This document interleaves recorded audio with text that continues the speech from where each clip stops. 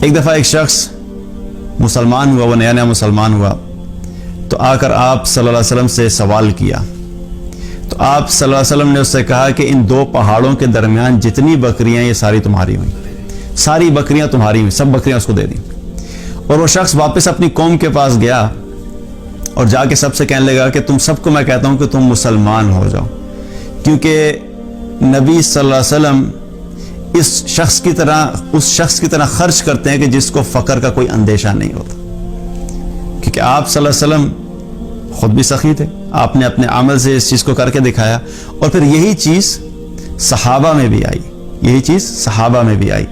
صحابہ نے بھی جو بھی مال ان کو اللہ تعالیٰ نے دیا اس میں سے بھی وہ دل کھول کے خرچ کرتے تھے.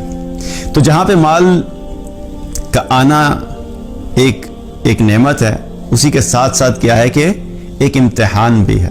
ہم لوگ اکثر کیا کرتے ہیں، دعا تو کرتے ہیں یا اللہ ہمارا مال بڑھا دے، لیکن ہمیں یہ خیال نہیں ہوتا، یہ فکر نہیں ہوتی کہ جو مال ہم کما رہے ہیں، جو اللہ تعالیٰ ہمیں مال دے گا اس کا پھر حساب بھی ہوگا. ایک مرتبہ عبد الرحمن بن عوف رضی اللہ عنہ نبی صلی اللہ علیہ وسلم کے پاس بیٹھے ہوئے تھے، تو آپ صلی اللہ علیہ وسلم نے اپنے خواب کا تذکرہ کیا، اور عبد الرحمن بن عوف سے فرمایا کہ میں نے خواب میں دیکھا، عبد الرحمن میں نے خواب میں دیکھا کہ لوگ جنت میں داخل ہو گئے ہیں اور تم بہت دیر سے داخل ہوئے ہو. تو میں نے پوچھا کہ ایسا کیوں ہے کہ عبد الرحمن بن عوف اتنی دیر سے داخل ہو رہا ہے؟ تو مجھے بتایا گیا کہ عبد الرحمن بن عوف کو روکا ہوا تھا، وہ اپنے مال کا حساب دے رہا تھا، اور اس سے سوال جواب کیا جا رہا تھا کہ جو مال تم نے کہاں سے کمایا اور کدھر خرچ کیا، اس وجہ سے یہ بعد میں داخل ہوئے. یہ کون صحابی ہیں؟ عبد الرحمن بن عوف، عشرہ مبشرہ میں سے ہیں. تو جب عبد الرحمن بن عوف رضی اللہ عنہ نے یہ سنا تو ان کی آنکھوں سے آنسو جاری ہو گئے، وہ رونے لگ گئے اور کہنے لگے اے اللہ کے رسول صلی اللہ علیہ وسلم، مصر سے میرا 100 اونٹ کا تجارت کا قافلہ آ رہا ہے، میں اس سارے قافلے کو اللہ کی راہ میں صدقہ کرتا ہوں. 100 اونٹ کا قافلہ مصر سے آ رہا تھا، یہ میں سارے کا سارا اللہ کی راہ میں صدقہ کرتا ہوں، اور میں امید کرتا ہوں کہ اس کی وجہ سے اللہ تعالیٰ میرے حساب میں آسانی کر دے.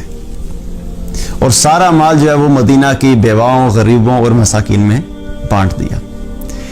تو مال ایک طرف جو آنے کی ہمیں خواہش ہوتی ہے، دوسری طرف there's a flip side to it، دوسری طرف کیا ہے کہ اس کا امتحان بھی ہوگا، پھر اس کا سوال جواب بھی ہوگا. وہ مال ہمارے لیے امتحان ہے، اور یہ چیز صحابہ نے بڑے اچھے طریقے سے سمجھی تھی. اسی لیے جتنا مال ان کے پاس آتا تھا اتنا ہی زیادہ وہ اللہ کی راہ میں خرچ کرتے جاتے تھے.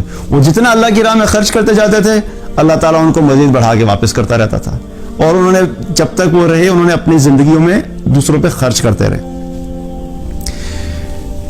نبی صلی اللہ علیہ وسلم سے ایک دفعہ سوال کیا گیا، کسی نے پوچھا کہ اے اللہ کے رسول صلی اللہ علیہ وسلم، ای الاسلام خیر، اے اللہ کے رسول بہتر اسلام کیا ہے، یعنی اسلام میں کون سا عمل جو ہے وہ بہتر ہے؟ تو آپ صلی اللہ علیہ وسلم نے فرمایا تطعم الطعام وتقرأ السلام، تطعم الطعام وتقرأ السلام، لوگوں کو کھانا کھلانا اور سلام کرنا، چاہے تم اس کو پہچانتے ہو یا نہ پہچانتے ہو، یہ اسلام کا بہتر عمل ہے.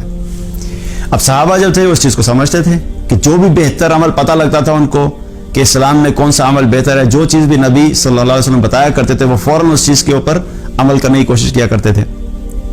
تو اسی عمل کو پھر صحابہ نے اپنایا بھی کہ لوگوں کو کھانا کھلانا، لوگوں میں کو بہت زیادہ کھانا کھلانے کا انہوں نے اپنا عمل اس چیز کو اپنایا، اور لوگوں میں بہت زیادہ اس چیز کو خود بھی کیا اور لوگوں کو بھی ترغیب دی کہ لوگوں کو کھانا کھلایا جائے. قیس بن سعد رضی اللہ عنہ ایک صحابی ہیں، ان کے والد ہیں سعد بن عبادہ رضی اللہ عنہ. ان کا ایک معمول تھا، یہ کیا کیا کرتے تھے، سعد بن عبادہ رضی اللہ عنہ کیا کیا کرتے تھے کہ ایک موٹا تازہ جانور لے کے اس کو ذبح کیا کرتے تھے، اور اس کا کھانا تیار کرنے کے بعد پورے علاقے میں اعلان کروایا کرتے تھے کہ جس نے موٹے تازے جانور کا گوشت کھانا ہے وہ سعد بن عبادہ کے گھر میں آ جائے. اور وہ ریگولرلی کیا کرتے تھے، ہر تھوڑے عرصے کے بعد ایک جانور ذبح کیا، کھانا بنایا اور اس کا اعلان کیا. یہی چیز ان کے بیٹے میں آئی، قیس بن سعد رضی اللہ عنہ، وہ بھی یہی کیا کرتے تھے کہ وہ موٹے تازے جانور کا جو ہے وہ کھانا تیار کروایا اور پھر پورے علاقے میں اعلان کروا دیا کہ جس نے موٹے تازے جانور کا گوشت کھانا ہے وہ قیس بن سعد کے گھر میں آ جائے. اور قیس بن تو یہ کیا تھا, یہ لوگوں کو کھانا کھلانے کا جو عمل تھا وہ صحابہ کے اندر یہ بہت زیادہ تھا. اسی طریقے سے ایک صحابی ہیں عبید اللہ ابن عباس رضی اللہ عنہ, یہ حضرت عباس رضی اللہ عنہ کے بیٹے ہیں اور عبداللہ ابن عباس رضی اللہ عنہ کے بھائی ہیں. یہ عبداللہ ابن عباس رضی اللہ عنہ کے چھوٹے بھائی تھے. اللہ تعالیٰ نے ان کو بھی بہت مال دیا تھا. عبید اللہ ابن عباس رضی اللہ عنہ کو بہت زیادہ مال عطا فرمایا تھا. ایک مرتبہ اپنے چند ساتھیوں کے ساتھ کہیں پہ جا رہے تھے, سفر میں تھے, تو ایک صحرا سے گزر رہے تھے کہ رات ہو گئی. اب رات کا وقت ہو گیا تو انہوں نے سوچا کہ کہیں پہ رکتے ہیں, لیکن وہاں پہ رکنے کا کوئی انتظام نہیں تھا. اتنے میں کیا دیکھتے ہیں کہ ایک خیمہ لگا ہوا ہے اور وہاں پہ ایک بدو موجود ہے. تو ان کے پاس گئے اور جا کے بدو سے کہا کہ آپ ہمیں اپنے خیمے میں رات رکنے کی اجازت دے دیجئے. تو انہوں نے کہا بالکل ٹھیک ہے, کوئی مسئلہ نہیں. اب وہ بدو یہ نہیں جانتا تھا کہ یہ اللہ کے نبی صلی اللہ علیہ وسلم کے چچا کے بیٹے ہیں. تو اب رات کا وقت تھا تو اندر گیا, اپنی بیوی سے کہنے لگا کہ ہمارے مہمان آئے ہیں تو کچھ کھانے کے لیے ہے. تو ان کی بیوی اس بدو کی بیوی کہنے لگی کہ تمہیں پتہ ہے کہ ہمارے پاس تو کچھ بھی کھلانے کے لیے نہیں ہے. انہوں نے کہا کچھ تو ہوگا کھلانے کے لیے. انہوں نے کہا صرف یہ ایک بکری ہے, یہ آخری بکری ہے, یہی ہے, اور یہ تمہیں پتہ ہے کہ یہ ہماری بیٹی اس سے کتنی محبت کرتی ہے, اور اگر اس کو ذبح کر کے کھلا دیا تو پھر بیٹی کو کیا بتائیں گے. اب یہ ساری بات جو ہے عبید اللہ ابن عباس رضی اللہ عنہ باہر کھڑے سن رہے تھے. بہرحال انہوں نے کہا دیکھو اللہ کی طرف سے مہمان آئے اور معزز لوگ ہیں تو ہمیں کرنا پڑے گا. اور پھر یہ فیصلہ کیا, انہوں نے کہا ٹھیک ہے ہم بکری ذبح کر کے ان کے لیے کھانے کا انتظام کرتے ہیں. تو بہرحال ان کے کھانے کا انتظام کیا گیا اور اس بکری ذبح کی اور ان کو رات کو کھانا کھلایا, وہ رات وہاں پہ ٹھہرے. تو صبح جب جانے لگے تو عبید اللہ ابن عباس اپنے ساتھی سے کہنے لگے جو ان کے ساتھ ساتھی تھے, انہوں نے کہا ہمارے پاس کتنا مال ہے. انہوں نے کہا یہ 500 درہم ہے, 500 دینار ہیں, 500 سونے کے دینار ہیں, سکے ہیں. انہوں نے کہا یہ سارے کے سارے جا کے اس کو دے دو, بدو کو دے دو. تو ان کے ساتھی کہنے لگے کہ اس نے تو ایک بکری صرف قربان کی ہے, اور بکری کی قیمت کتنی, 2 دینار, 3 دینار, 4 دینار کی ایک بکری آ جائے گی, اس سے تو اس کی قیمت نہیں ہے, آپ اس کو اتنے دے دیجئے.